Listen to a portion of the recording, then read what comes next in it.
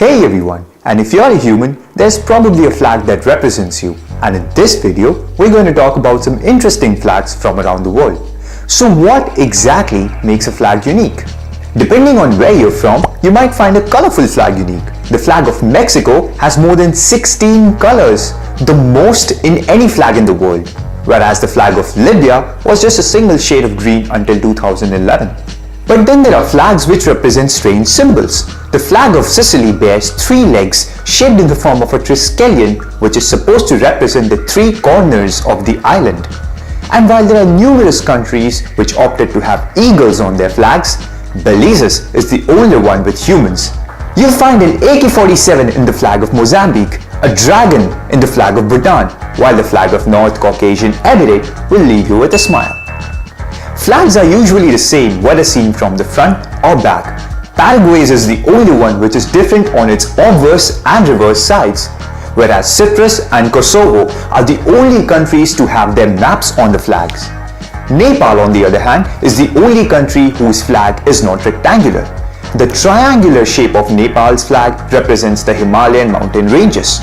Uniqueness, as you can see, can have a lot of definitions. But why did we humans begin with flags? In history, field signs were used in warfare. During the High Middle Ages, flags came to be used as an identification device in battles. In the early 17th century, it became customary for ships to carry flags designating their nationality, which later evolved to be the flags of various countries we see today. The flag of Denmark, which was made back in the 1370s, is the oldest existing flag of a sovereign state. Most of the countries have similar colors on their flags, which is why from the flag of Norway, you can draw out the flags of Poland, Indonesia, Netherlands, Thailand, Finland, and even France. Many countries have flags that are just permutations of each other, and most of that is completely unintentional.